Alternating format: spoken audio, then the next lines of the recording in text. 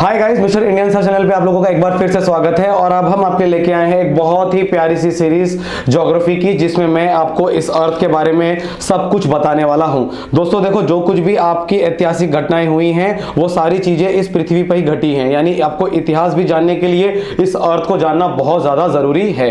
Okay, so guys, इस video के continuation में जो कुछ भी इंफॉर्मेशन मैं आपको बताने वाला हूं इस पृथ्वी के बारे में, वो ये हो सकता है कि ये जो पृथ्वी है इस पे कितना जमीन है, कितना पानी है, कितने देश है, उन देशों की राजधानियां क्या है, इक्वेटर क्या है, प्राइम मेरिडियन क्या है, लैटिट्यूड क्या है, लॉन्गिट्यूड क्या है, दिशाएं क्या है, नॉर्थ पोल क्या है, साउथ पोल क्या है, ऐसी बहुत सारी शानदार इंफॉर्मेशंस इस अर्थ के बारे में मैं आपको बताने वाला हूं।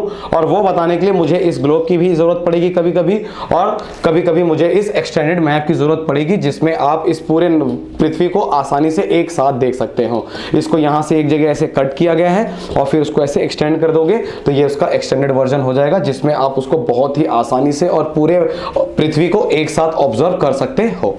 ठीक है, बट इससे पहले कि गाइस हम इस अर्थ के बारे में धनाधन इंफॉर्मेशंस जानना शुरू कर दें कि भाई ये इस अर्थ पे कितने देश हैं, कितने कॉन्टिनेंट्स हैं, कितनी आबादी है, क्षेत्रफल किसका बड़ा है, छोटा है, ये सारे शानदार इंफॉर्मेशन से तक आने से पहले ये जान लेते हैं कि आखिर हमारा ये पृथ्वी कहां पर स्थित है।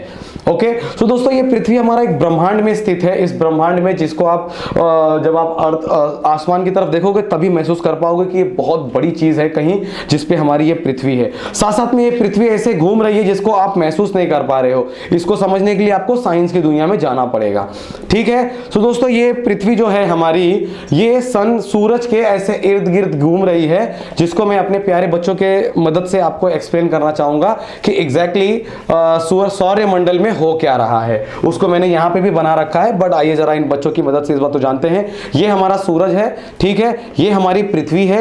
ओके दोस्तों देखो, ये पृथ्वी ऐसे भी घूम रही है और ऐसे भी घूम रही है। ठीक है, सो दो तरह का घूमना है। इसको मैं बहुत ही ब्यूटीफुली आगे एक्सप्लेन करूंगा, जिसको रोटेशन और रेवोल्यूशन कहते हैं। ठीक है, साथ साथ में गाइस ये चांद है। आप रात होती है तो शाम होती है तो आपको चांद दिखाई देता है रात में। सो ये चांद भी ना पृथ्वी के ऐसे ऐसे भी घूम रहा है गाइस। ओके, ऐसे ऐसे तो घूम रहा है, साथ साथ में ऐसे भी चक्कर लगा रहा है। ठीक है, सो कैसे हो रहा है एक बार जरा देख लेते हैं। ये हमारा सूरज है, ये हमारी पृथ्वी है, और भी बहुत सारे ग्रह हैं जिसके बारे में हम अभी जस्ट बात करेंगे। तो हो क्या रहा है गाइस, देखो ये ऐसे घूम रहा है, ऐसे भी घूम रहा है साथ साथ में, और ये चांद जो है ये इसके इर्द गिर्द ऐसे घूम रहा है। ये हमारी सूर्य है।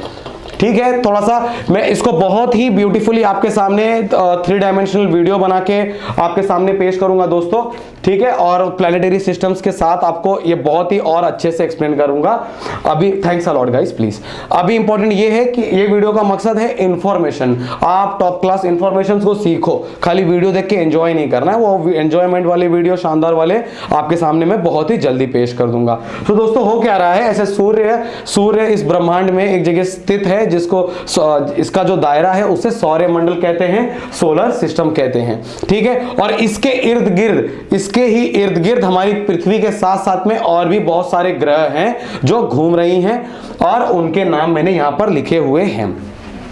सो दोस्तों अभी तक ना पृथ्वी सूर्य के इर्द गिर्द टोटल ना पृथ्वी के साथ और भी जो टोटल मिला के 9 ग्रह हुआ करते थे। मगर 10 साल पहले ना कुछ साइंटिस्ट लोगों ने हमारे जो आखिरी ग्रह आखिरी में घूमता था जिसका नाम था प्लूटो, उसको ना ग्रहों के कैटेगरी से बाहर निकाल दिया। यानी अब हमारे पास टोटल 8 ग्रह हैं, टोटल 8 प्लैनेट्स हैं।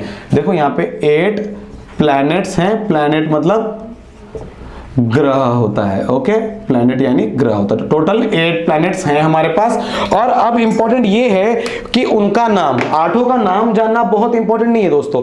ये इंपॉर्टेंट है कि सूर्य से उनकी स्थिति, उनका जो प्लेसमेंट है कि सूर्य के जस्ट बाद वाला प्लैनेट कौन सा है। जैसे ये देखिए, ये सूर्य था हमारा, ठीक है, तो इसके नजदीक में एक ग्रह घूम रहा है, फिर कुछ एक ग्रह थोड़ा दूर, फिर एक ग्रह और थोड़ा दूर ऐसे घूम रहा है। तो दोस्तों वो इंपॉर्टेंट है कि आप इसके अरेंजमेंट को भी जाने रहें कि जस्ट नेक्स्ट वाला प्लेनेट कौन सा है, सन के बाद कौन सा प्लेनेट है, फिर उसके बाद कौन सा, और उसके बाद ऐसे।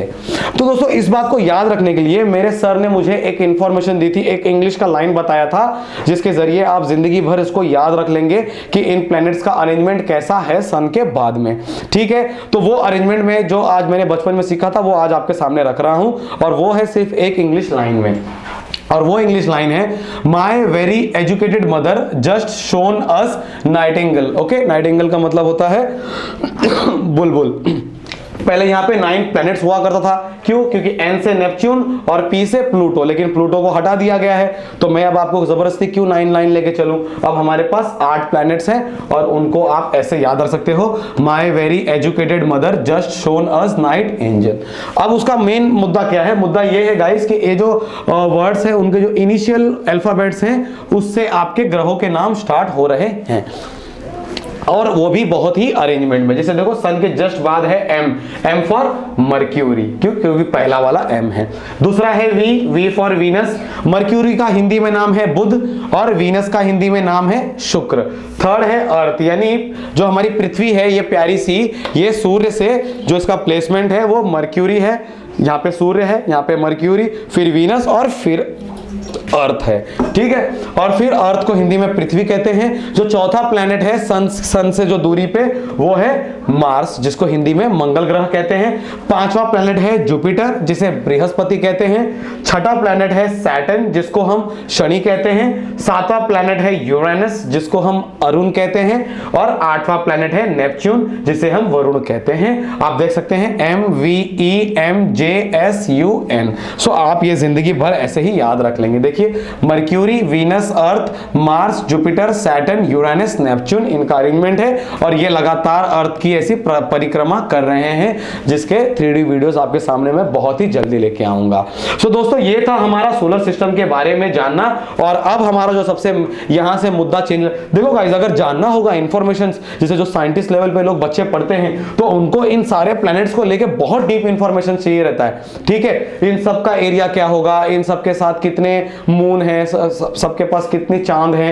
बट अब हम सबसे पहले शुरुआत करेंगे हमारे प्यारे से अर्थ के बारे में। तो अगले वीडियो में अब आपके सामने अर्थ को लेके धनाधन इंफॉर्मेशंस आने चालू हो जाएंगे कि भैया अर्थ का वजन कितना है, अर्थ का रेडियस कितना है, ये कितनी तेजी से घूम रहा है, ऐसे ऐसे और ऐसे ऐसे कितनी तेजी से घूम रहा है। ऐसे शानदार इंफॉर्मेशन से हम शुरुआत करेंगे और फिर धीरे धीरे इंफॉर्मेशन हमारा महाद्वीप, महासागर और देश की तरफ बढ़ता हुआ चला जाएगा और आपके ज्ञान का जो भंडार है, जो होराइजन ऑफ योर नॉलेज है, वो बढ़ता चला जाएगा। ठीक है दोस्तों, तो बहुत बहुत धन्यवाद आप सभी लोगों का। और जो लोग भी यूपीएससी की तैयारियां कर रहे हैं या स्कूल में हैं या कोई भी एक कॉमन आदमी है, जो लोग भी इस दुनिया को बहुत अच्छे से समझना चाहते हैं, उनके लिए वीडियो सीरीज वरदान साबित हो सकती है। तो मैं आपसे रिक्वेस्ट करूंगा कि ये वीडियोस आप और भी लोगों तक भेज सके, शेयर करें, ताकि उन तक ये मैसेज जाए कि कुछ ऐसा आया है जिसके जरिए आप इस दुनिया को बहुत ही आसानी से समझ सकते हो। और अगर आप इस चैनल पे भी नए हो तो प्लीज हमारे चैनल को सब्सक्राइब कर लेना दोस्तों, और बहुत ही जल्दी मिलते हैं। जय हिंद, जय भारत।